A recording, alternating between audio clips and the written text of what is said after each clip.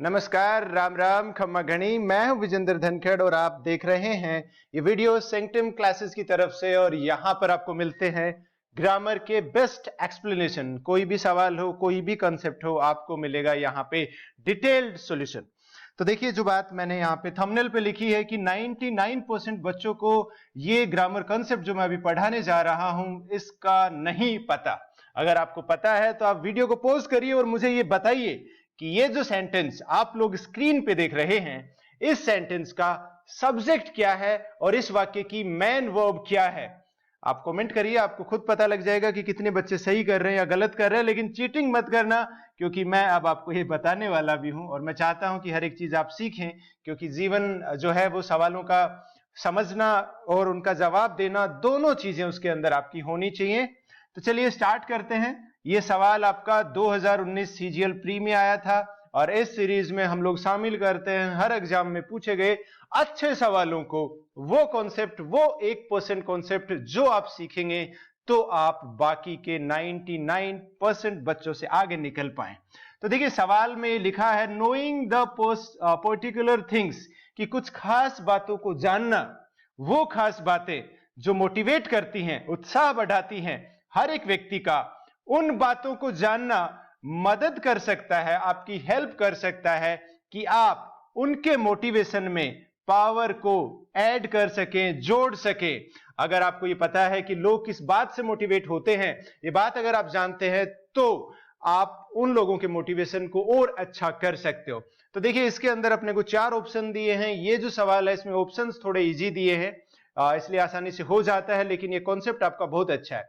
इस वाक्य का अगर हम लोग सब्जेक्ट देखते हैं तो आप ये देखोगे कि इसमें knowing the particular things that motivate each other, ये जो मोटिवेट आया है ये थिंग्स के लिए आया है और ये ईच पर्सन जो है ये इस मोटिवेट का ऑब्जेक्ट है।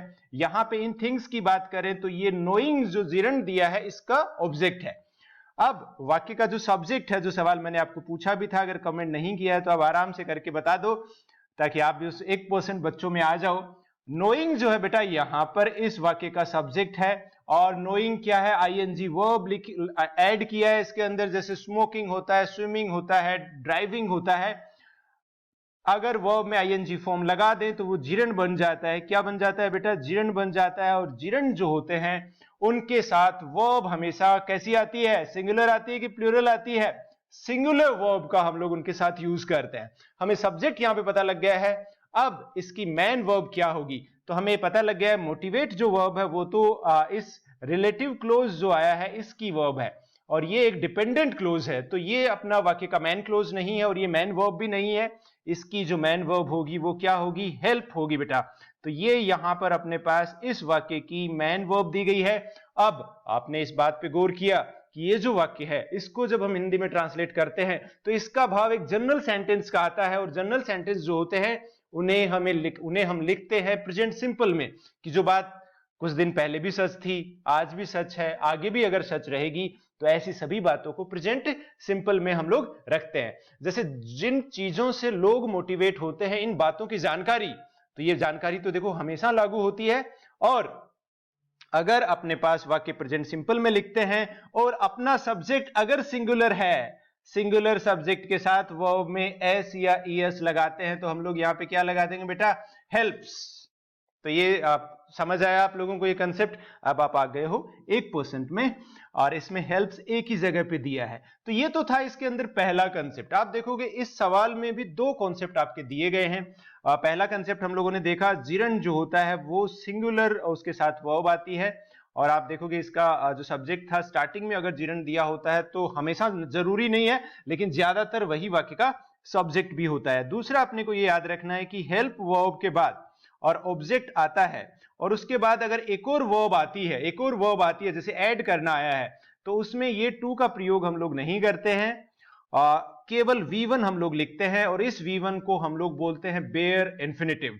तो बेटा आपको ये बेयर इंफिनिटिव अगर नहीं पता है, और कभी कभी हम लोग हेल्प के बाद आईएनजी फॉर्म का भी प्रयोग करते हैं, तो ये बातें अगर आपको जाननी है तो एक वीडियो में संभव नहीं होगा, आगे इनके ऊपर भी वीडियो बनेंगे। अगर आपको यहां तक जो पढ़ाया है ये समझ आया है तो प्लीज वीडियो को लाइक कीजिए, अपने दोस्तों के साथ शेयर कीजिए और चैनल को सब्सक्राइब कर लीजिए। नोटिफिकेशन बटन है वो भी दबा लीजिए ताकि इतने अच्छे अच्छे वीडियोस आप लोगों को मिलते रहें और तुरंत आपको सूचना मिल जाए। और जितना ज्यादा सीखोगे उतना फायदे में रहोगे। इसके अलावा देखो हम लोग क्या करते हैं, ये वीडियो जितने भी बनाते हैं इनकी एक पीडीएफ बना के हम लोग बच्चों को उनके व्हाट्सएप पर भी भेजते हैं। तो आप लोग इस नंबर पे एक मैसेज भेज सकते हैं अपडेट्स लिख के, जिसमें आपको इन सवालों की पीडीएफ मिलेगी, पूरा सॉल्यूशन मिलेगा, एग्जांपल्स मिलेंगे और वोकेबलरी जो है, जो दा हिंदू की वोकैब आती है या अच्छी वोकैब आती है या फिर कोई टॉपिक से रिलेटेड वोकैब आती है तो वो भी आपको सीधी इसी नंबर पे आपको मिल जाएगी। यहां से आप पीडीएफ मंगवा सकते हैं। अब आखिर में देखो सच्ची सच्ची बताना, आप लोगों को ये कंसेप्ट आता था कि नहीं आता था। आज के वीडियो में इतना ही। धन्यवाद देखने के लिए। कल फिर मुलाकात होगी।